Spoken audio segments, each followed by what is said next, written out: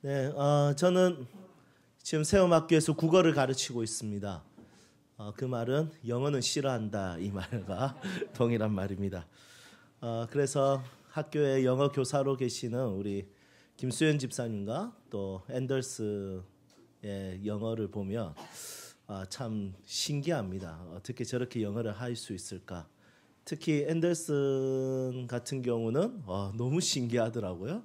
영어가 그냥 술술 나오고, 물론 덴마크 사람이니까 이렇게 술술 나오는 게 맞는데 한국말은 못 하시더라고요. 네, 그래서 신기하기도 하고 부럽기도 하고 영어를 잘하는 사람들이 대단해 보이기도 합니다. 영어를 문장으로 말은 잘 못하지만 그래도 제 안에 좋은 습관이 영어 단어의 어원, 기원 이것은 어떻게 시작되었을까 이런 거 연구하는 거는 굉장히 좋아합니다. 여러분 셀러리 영어로 한국어로 우리 월급이라는 뜻이지 않습니까? 이 셀러리를 어원을 찾아보니까 라틴어로 솔라리움에서 나왔답니다. 이 솔라리움의 뜻은 뭐냐면 소금이라는 뜻이에요. 그래서 이 소금에서 이 월급 셀러리가 나왔다고 하더라고요. 이 어원이 어떻게 시작되었는지 한번 살펴보니까 낭설이긴 한데 실제로 있었던 것은 아니고 그냥 학자들의 의견들이 소문으로 나타난 것인데 가장 가까운 어원은 고대 로마 때 병정들에게 이 월급을 소금을 대신해서 줬다고 합니다. 그래서 그것이 기원이 돼서 셀러리로 이렇게 바뀌었다는 이야기를 들은 적이 있습니다. 월급이 소금에서 나왔다는 것은 역사학자들의 대부분에 맞다는 의견이고요. 그런데 이런 로마 병정들이 소금을 월급으로 받았다는 건 좀 낭설이다 이런 이야기를 들은 적이 있습니다. 여러분 이런 이야기들 들으면 참 재밌다는 생각이 듭니다. 소금이 그 당시에 참 귀했구나라는 생각이 들고요. 하지만 소금은 없어서는 안 되는 인간에게는 가장 중요한 또 물질이기도 합니다. 예수님께서 이 소금에 대해서 언급하면서 이 제자들에게 사회적 위치에 대한 역할에 대한 이야기를 하게 됩니다. 먼저 역할에 대해서 이야기하지 않고 이 제자들의 정체성을 먼저 언급합니다. 제자들에게 세상과 사회에 대한 어떤 하나의 정체성을 선언하는데 그것이 뭐냐면 너희는 세상의 소금이라 이렇게 이야기합니다. 여러분 예수님께서는 우리의 어떤 역할과 이런 것들을 먼저 언급하지 아니하시고 항상 우리의 정체성을 먼저 언급하십니다. 너희는 세상의 소금이라. 어떤 자세한 설명이나 이런 거 없이 그냥 바로 선포하십니다. 여러분 그리스도인이 된다는 것은 어떤 역할을 먼저 부여받는 것이 아니라 먼저 포지션을 받는 것이죠. 이 포지션을 받고 아는 것은 매우 중요하다는 것을 기억해야 됩니다. 예수님께서 이렇게 우리의 정체성에 대해서 선포할 때 너희는 소금이라 이렇게 이야기할 때 그 단어 안에는 사실은 역할도 들어가 있지만 먼저 정체성에 대한 기억이 더 중요하다는 것을 알 수 있습니다. 예수님께서는 다른 어떤 설명과 다르게 그냥 정체성을 선포했다는 이 사실 하나만으로도 우리의 포지션, 우리의 위치, 우리가 가지고 있는 존재의 가치 이것이 어떤 존재인지 아는 것이 우리에게 굉장히 중요하다는 것을 깨닫게 됩니다. 저는 성령 충만에 대해서 고민한 적이 있습니다. 우리가 성령으로 충만할 때 방언하고 예언하고 이 정도로 끝인가? 너무 조금 종교적이다 이런 생각이 들고요. 물론 그렇다고 해서 안 하는 것보다는 하는 게 더 나은 것 같아요. 방언 기도도 있으면 굉장히 유익합니다. 저도 여전히 방언 기도를 하고 있고요. 종종 방언으로 기도할 때 제 마음에 가지게 되는 제가 상상도 할 수 없는 좋은 메시지 같은 것을 하나님께서 주실 때도 있습니다. 그래서 성령으로 충만할 때 내한테 일어나는 일이 무엇인가 이런 고민들을 참 많이 했었는데 이 질문을 가지고 성경을 읽었을 때 성경이 저에게 답을 줬습니다. 어떤 사건을 보면서 답을 줬냐면 예수님이 세례를 받으시는 성경 구절이 있습니다. 예수님께서 요단강에서 세례 요한에게 세례를 받는데 그 세례를 받는 그 동시에 삼위 하나님께서 동시적으로 일을 하십니다. 맞죠? 예수님은 세례를 받으시고 그리고 그 다음에 하늘이 열립니다. 그리고 성령이 비둘기같이 내립니다. 어떤 사람들이 비둘기 같이 내리는데 어떤 사람 같이는 안 읽고 그냥 비둘기가 내렸다 이렇게 읽었는지 모르겠죠. 비둘기 보면서 성령님이라고 말하는 사람들 꽤 있는데 비둘기는 비둘기입니다. 예. 여러분 비둘기는 성령이 아닙니다. 비둘기 같이 임했다 이렇게 이야기하고 있습니다. 그래서 성령이 임하고 그 뒤에 이제 성부 하나님께서 말씀을 하시는데 그 말씀에는 예수님의 정체에 대한 말씀이죠. 마태복음 3장 17절에 이렇게 말씀합니다. 하늘로부터 소리가 있어 말씀하시되 이는 내 사랑하는 아들이요 내 기뻐하는 자라. 하늘이 열리고 성령이 임하는 순간 성부 하나님께서 자신의 아들 예수님에 대한 정체에 대해서 소개하고 설명합니다. 이는 내 사랑하는 아들이요 기뻐하는 자라. 여러분 성령이 임하는 순간 들리는 것이 있습니다. 성령이 임하는 순간 깨달아지는 것이 있습니다. 그것은 뭐냐면 나에 대한 정체입니다. 하나님의 말씀에 붙들리고 기도하며 성령에 붙들린 사람들은 자신의 정체에 대한 확신을 가지게 됩니다. 하나님께서 나에 대해서 어떻게 설명하시는지 어떻게 여기시는지 이것이 들리기 시작하고 이것이 깨달아지기 시작하며 그것 때문에 인생을 살아가는 것을 보게 됩니다. Who am I? 나는 누구인가? 이것을 내 인생 가운데 찾는 것은 굉장히 중요한 것이죠. 작년 성탄절에 하영이와 아린이가 유아 세례를 받았지 않습니까? 그때 다음 세대들을 축복하면서 제가 기도했던 내용이 있습니다. 아이들은 자라면서 다양한 모습으로 자랄 것입니다. 자녀로, 학생으로, 직장인으로, 그리고 누군가의 남편과 아내로, 또 누군가의 부모로 아이들은 다양한 모습으로 자랄 것입니다. 그 다양한 모습은 사실은 현상에 불과한 것이죠. 그런데 그런 모습들로 인해서 자랄 때 아이들은 수많은 목소리와 수많은 음성이 들리고 그것으로 자기 자신이 누구인지에 대해서 결정하게 됩니다. 저는 지내보니까 제일 많이 저에게 들렸던 것은 난 안 될 놈이야. 나는 실패자야. 나 왜 이렇게 안 되지? 나 왜 이렇게 모자라지? 여러분 자기 비하, 자기 연민 이것이 제 안에서 너무 크게 들릴 때가 많이 있었습니다. 그때 우리 다음 세대들을 위해서 기도할 때 이런 수많은 소리들 가운데 우리 아이들은 이 목소리가 가장 크게 들리게 해주십시오라고 기도했습니다. 그게 뭐였습니까? 이는 내 사랑하는 자요. 하나님께서 사랑하는 자라는 그 정체가 우리 아이들은 살아가면 살아갈수록 가장 크게 들릴 수 있다면 좋겠다라는 마음으로 그때 함께 기도했었습니다. 여러분 이 땅에 수많은 소리들이 있고 음성들이 있고 나에 대해서 평가하고 나에 대한 정체를 결정하는데 여러분 세상의 그 어떤 이야기들 그 어떤 결정보다 예수님께서 나를 어떻게 여기시고 예수님께서 나를 어떻게 바라보시고 예수님께서 나에 대해서 어떻게 정체를 소개하시는지에 대해서 그 어떤 소리보다 가장 크게 들릴 수 있다면 쉽지 않은 이 세상 가운데 포기하지 않고 용기를 내고 당당하게 살 수 있는 가장 큰 근거가 된다고 저는 확신합니다. 여러분 오늘 말씀에서도 우리를 향해서 정체를 소개합니다. 너희는 세상의 소금이라. 주님 내 같은 게 무슨 소금입니까? 저는 그냥 아무것도 아닙니다. 저는 아무런 영향력이 없습니다. 저는 부족합니다. 저 같은 자는 정말 밑바닥 인생이고 그냥 살아있는 것만으로도 하루 밥 3끼 먹고 그냥 잘 지내는 것만으로도 일상이 유지되는 것만으로도 충분합니다. 저에게 아무런 영향력을 미칠 수 있는 힘도 능력도 그런 정도의 꿈을 꿀 만한 깜냥도 되지 않습니다. 그런 나의 인생 가운데 우리 예수님께서는 정체성을 선포하시는 거죠. 아니야, 너는 세상의 소금이야.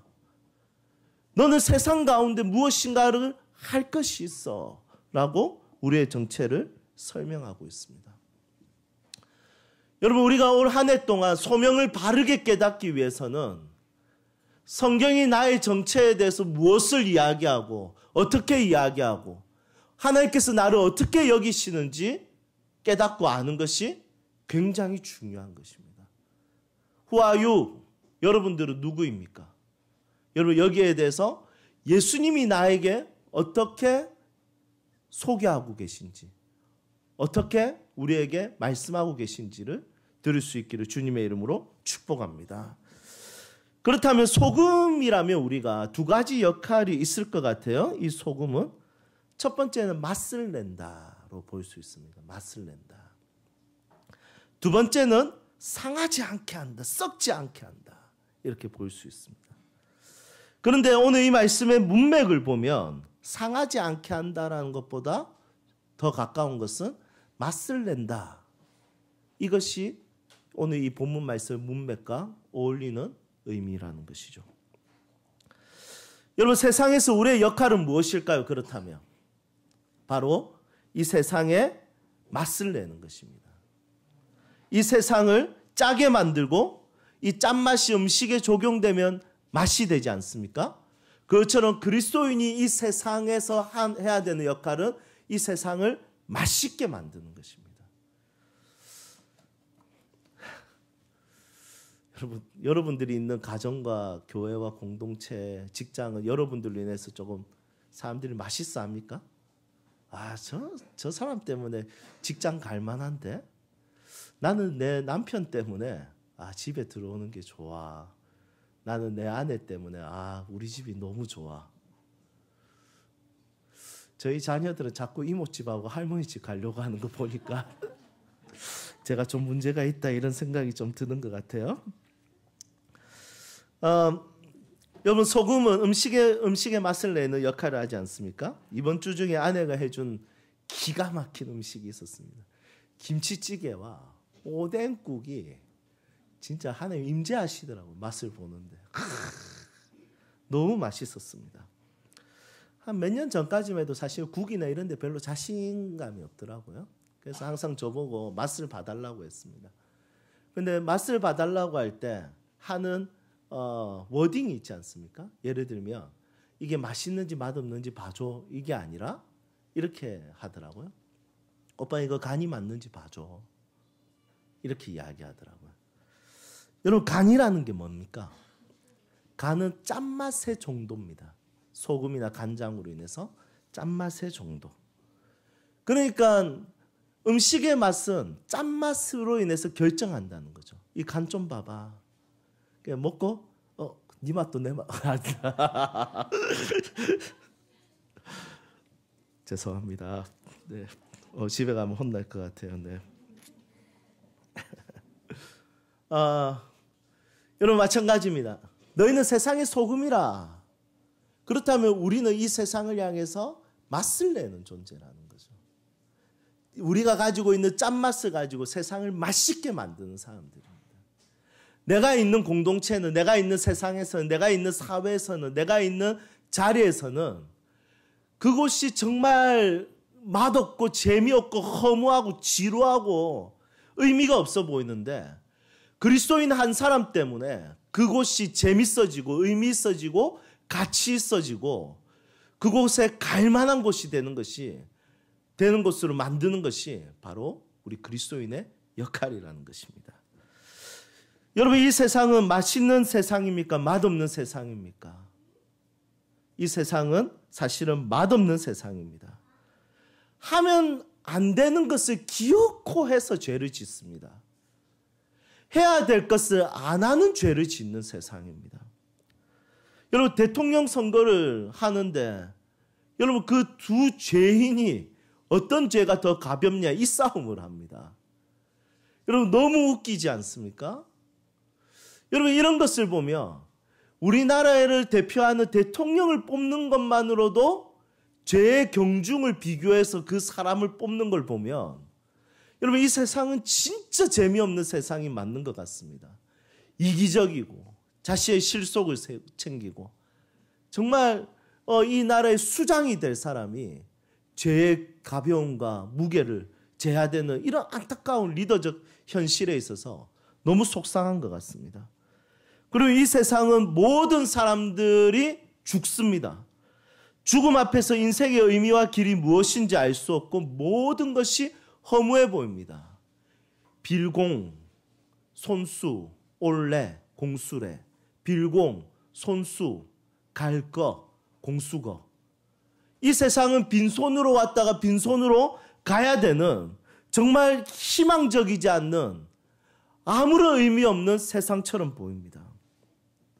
그래서 사람들은 쾌락주의자가 되거나 염세주의자가 됩니다. 쾌락주의자, 그래 오늘 뭐 까르페 디엠, 오늘을 즐기자. 막 이렇게 이야기하면서 고대 로마 시 호라티우스라는 이 사람의 시를 인용하면서 오늘 그냥 먹고 죽자, 마시고 죽자. 내일은 없는 사람처럼 오늘을 살자. 이렇게 하든지 아니면 염세주의자. 너무 허무해. 내가 직장 가서 뭐 하겠어? 정말 재미없어. 또 해야 돼? 여러분 이런 모습들이 가득해 있는 것을 보게 됩니다. 한마디로 말하면 이 세상은 간이 덜 된, 아예 간이 안 된 세상으로 볼 수 있습니다. 네 맛도 내 맛도 없는 세상. 여러분 이렇게 세상을 정의할 수 있을 것 같습니다. 예수님께서 오늘 이 말씀을 하면서 너희는 세상의 소금이라면서 전치사 하나를 사용합니다. 뭐라고 사용합니까? 만일 이렇게 사용합니다. 만일 소금이 짠맛을 잃으면 이렇게 이야기합니다.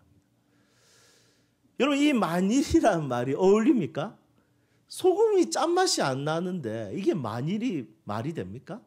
그런데 혹시 만일에 더해서 진짜 혹시 소금이 짠맛을 잃으면 버린다. 물론 이 고대 근동 지역에 이 이스라엘 팔레스틴 지역에 이 유래가 있어요. 기원이 있어요. 이 약이라는. 왜냐하면 그 당시에는 물을 증발시켜서 소금을 얻는 것이 아니라 암염, 돌에 묻어있는 소금이 있었어요. 그런데 비가 오면 그 소금이 씻겨 내려가면 암만 남는 거죠. 그래서 소금의 흔적은 있는데 맛을 보면 짠맛이 없는 거예요. 그러니까 그것을 이제 부셔서 땅바닥에 뿌리는 거예요. 그러니까 사람들이 그걸 밟고 지나가죠. 이게 기원이긴 한데 사실은 소금은 짠맛을 잃을 수가 없어요. 소금은 항상 짠맛이 있을 수밖에 없어요. 그런데 만일이라는 단어를 썼다는 것은 어떤 의미냐면 진짜 그리스도인은 맛있는 존재인데 세상을 맛있게 할 수 있는 맛을 가진 존재인데 진짜 만일에 그게 말도 안 되지만 그리스도인이 이 세상에서 맛을 못 내면 버림받는다 이런 뜻입니다.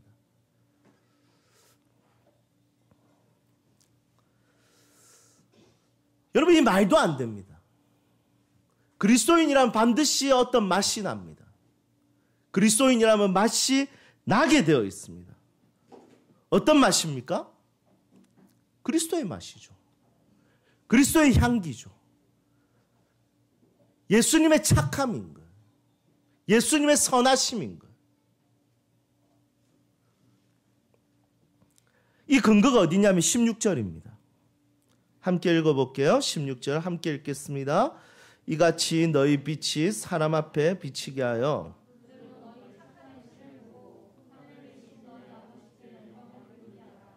아멘. 여러분 그리스도인은 진짜 만일에 진짜 짠맛이 없을 수도 있는데 그러면 그 소금 아니지 않아요? 짠맛이 안 나면 그 그리스도인 아닌 거예요. 그러면 그 짠맛이 뭐냐? 착한 행실이라.